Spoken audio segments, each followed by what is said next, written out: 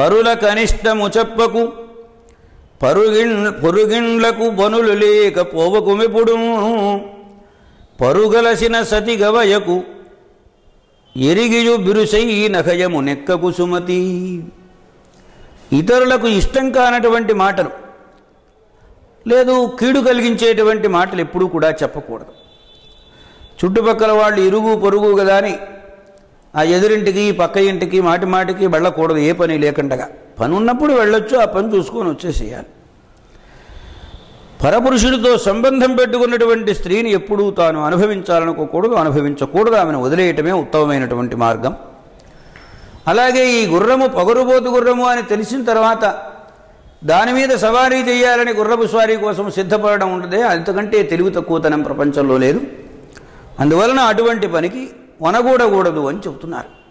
పరుల కనిష్టము చెప్పకు పొరుగిండ్లకు పనులు లేకపోవకుమెప్పుడు పరుగలసిన సతి గవయకు ఎరిగియు బిరుసై నఖయము నెక్కకు సుమతి. యమునికి నికనీ వెరువను కమలాక్ష జగన్నివాస కామిత ఫలదా విమలమగు నిదు నామము నమరగా తలచెదను వేగన నిశము కృష్ణ. యమధర్మరాజుకి నేను ఇక భయపడనన్నాడు. పాపం చేస్తే పాప భయం ఉంటుంది, యమధర్మరాజు శిక్షిస్తాడేమో. నాకేం భయం లేదు, నిర్భయంగా ఉంటాను. ఓ కమలాక్ష, తామర పుష్పముల వంటి విశాలములైన కరుణార్ద్ర పూరితములైన కన్నులు కలిగిన ఓ దేవరా, జగన్నివాస, ఈ జగత్తులన్నిటికీ నివాసమైన వాడివి నీవు. ఈ జగత్తులన్నీ నీలో ఇమిడిపోయి ఉన్నాయి. అలాగనే కామిత ఫలదా, లోకంలో ఏ ప్రాణి ఏది కోరితే ఆ కోరిన కోరికలలా ఇచ్చేటువంటి వాడివి ఫలంగా. అటువంటి నీ యొక్క నిర్మలమైనటువంటి సకల పాప సంహార సమర్థమైనటువంటి నీ నామాన్ని నేను నిరంతరం రాత్రి పగలు తేడా లేకుండా తలుచుకుంటూనే ఉంటానయ్యా స్వామి. నీ నామస్మరణమే నన్ను, నామస్మరణాద్ అన్యోపాయం నహిపశ్యామో భవతరణి. సంసారం అనే మహాసముద్రాన్ని దాటాలి అంటే భగవన్నామస్మరణానికి మించినటువంటిది లేదు. హరిర్హరతి పాపాని దుష్టచిత్తైరపి స్పృత అనిచ్ఛయాపి సంస్పృష్ట దహత్యేవ హి పావక. హరి అనేటువంటి నామం ఉన్నది సమస్తములైన పాప బంధములన్నింటినీ కూడా దగ్ధం చేసేస్తుంది. తెలిసి తాకినా తెలియక తాకినా నిప్పు ఎలా తగలబెడుతుందో కాలుస్తుందో అలాగ పాపాలన్నింటినీ దహించేటువంటి శక్తి హరినామంలో ఉన్నది. నీ నామాన్ని నేను నిరంతరము నమ్ముకున్నానయ్యా, ఎప్పుడూ అనుకుంటూనే ఉంటా, స్మరణం చేస్తూనే ఉంటా, నామస్మరణ మరిచిపోను. ఇప్పుడు నాకు యమధర్మరాజు వలన భయమే ఉందన్నాడు. యమునికి నికనే వెరవను కమలాక్ష జగన్నివాస కామిత ఫలదా విమలమగు నిదు నామము నమరగదలచెదను వేగన నిశము కృష్ణ. ఇమ్ముదప్పు వేళ నెమ్మెలన్నీయు మాని కాలమొక్క రీతి గడుబవలయు విజయుడిమ్ము తప్పి విరటుని గొలువడా విశ్వదాభిరామ వినురవీమా. ఇందాక పద్యానికి కొనసాగింపు. తనకు అనుకూలంగా సమయం అనుకూలించినప్పుడు ఎంతవారైనా నేనింత గొప్పవాడిని ఆడంబరాన్ని ప్రదర్శించకూడదు. ఇవాళ జరిగినట్లు రేపు జరుగుతుందా, రేపు జరిగినట్టు ఎల్లుండి జరుగుతుందా, ఏ రోజు ఎలా జరగాలో అలా జరిగిపోతూ ఉంటుంది. అనుకూలమైన చోట్ల అనుకూలంగా ఉంటుంది, ప్రతికూలమైన చోట్ల ప్రతికూలంగా ఉంటుంది. అప్పుడు కష్టాలు ఎదురవుతూ ఉంటాయి, ఎగతాళి చేస్తూ ఉంటారు. అందువలన నీకే కాదయ్యా, అర్జునుడు వంటి మహాపరాక్రముడు కూడా ఒకప్పుడు విరాట మహారాజు కొలువులో ఎలా బ్రతికాడు? షండుడిలాగా, ఒక నపుంసకుడిలాగా బ్రతికాడు కదా. అంతటి వాడికే అవస్థలు తప్పలేదంటే ఇక మామూలు సామాన్యుడైనటువంటి మనుష్యుడు అనుభవిస్తాడు అని చెప్పడంలో విశేషమే ఉన్నది. ఇమ్ముదప్పు వేళ నెమ్మలన్నియుమాని కాలమొక్కరీ దిగుడు పవలయు విజయుడిమ్ము దప్పి విరుటని గొలువడా విశ్వదాభిరామ వినురవీమా.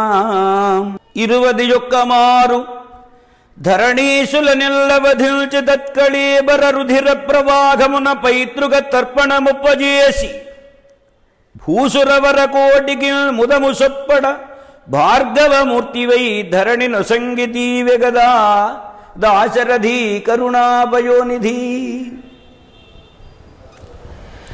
జమదగ్ని అనేటువంటి మహర్షి, మనకు సప్త మహర్షులు ఉన్నారు, కశ్యప, అత్రి, భరద్వాజ, విశ్వామిత్ర, గౌతమ, జమదగ్ని, వశిష్ఠుడని.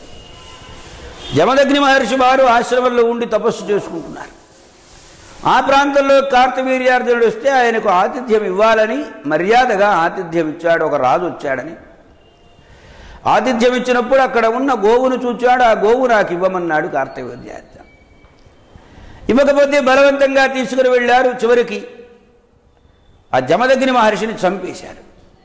తన తండ్రిని చంపినటువంటి కారణంగా దుష్టులై రాజ్యాహంకారంతో ప్రవర్తిస్తూ ఉన్నటువంటి ఈ రాజమండలాన్నంతటినీ సర్వనాశనం చేయాలని ఒకసారి కాదు, 2 సార్లు కాదు, 21 పర్యాయములు ఈ భూమీశ్వరుని, అంటే 21 తరాల పాటు అందరినీ నాశనం చేసి వాళ్ళ కళేబరాల నుంచి కారినటువంటి రక్త ప్రవాహంతో పితృదేవతలకు తర్పణం చేసినటువంటి వాడివి.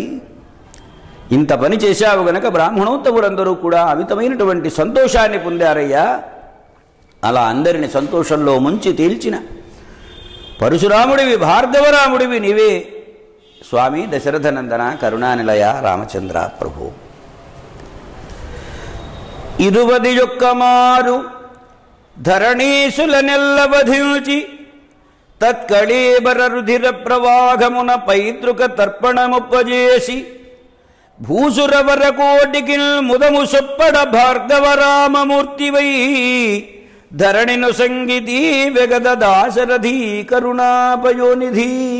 బలయుతుడైన వేళ నిజబంధుడు తోడ్పడుగాని అతడే బలము తొలంగనేని తన పాలిట శత్రువు. అదెట్లు పూర్ణుడై జ్వలనుడు కానకాల్చుతరి సక్షము చూపును వాయుదేవుడు. ఆ బలియుడు సూక్ష్మదీపమగు పట్టున ఆర్పదె గాలి భాస్కరాం. నీవు బాగా సమర్థుడుగా, బలవంతుడుగా, ధనవంతుడుగా ఉన్న రోజున బంధువులైనటువంటి వాడు బావగారు నీకేం సాయం చేయాలి, తమ్ముడు నీకేం సాయం చేయరా అని అందరూ చుట్టూ చేరుతారు. దీన్నే మన పెద్దవాళ్ళు సామెత చెప్పారు, బెల్లం చుట్టూ ఈగలు ముసిరినట్టని. నీవు బాగా ఉన్నావు కాబట్టి నిన్ను ఉపయోగించుకోవడం ఎలా, నీకు ఉపయోగపడితే మాకు ఉపయోగపడతాడని వాళ్ళు అలా నటిస్తూ ఉంటారు. అదే బలం తొలగిపోయిందనుకో, బలం అనేటువంటిది శారీరకం కావచ్చు, మానసికం కావచ్చు, ఆర్థికం కావచ్చు, ఎటువంటి బలమైనా అది తొలగిపోతే వాళ్ళే శత్రువులు అవుతారయ్యా. ఎలాగా అంటే అగ్నిహోత్రం అరణ్యాలను తగలబెట్టేటప్పుడు వాయుదేవుడు తోడవుతాడు. నేనున్నా నీకేం పర్వాలేదని అడవులన్నీ తగలబెట్టేందుకు ప్రచండమైన గాలి వీల్చి అడవులను తగలబెట్టిస్తాడు. అదే సూక్ష్మ రూపంలో దీపంలాగా ఉన్నాడనుకోండి, అగ్నిహోత్రుడే, గాలి వస్తుంది, దీపాన్ని కాస్త ఆర్పేస్తుంది. బలవంతుడైనప్పుడు నీకు తోడుపడినవాడు, నీవు బలహీనుడైనప్పుడు నిన్నే నాశనం చేయడానికి ప్రయత్నం చేస్తాడు సుమా అంటారు భాస్కర శతకారుడు. బలయుతుడైన వేళ నిజబంధుడు తోడ్పడుగాని ఆదడే బలము తొలంగనేని తన పాలిట శత్రువు. అదెట్లు పూర్ణుడై జ్వలనుడు కానగాల్చుదరి సక్షము చూపును వాయుదేవుడు. ఆ బలియుడు సూక్ష్మదీపమగు పట్టున నార్పదె గాలి భాస్కరాం.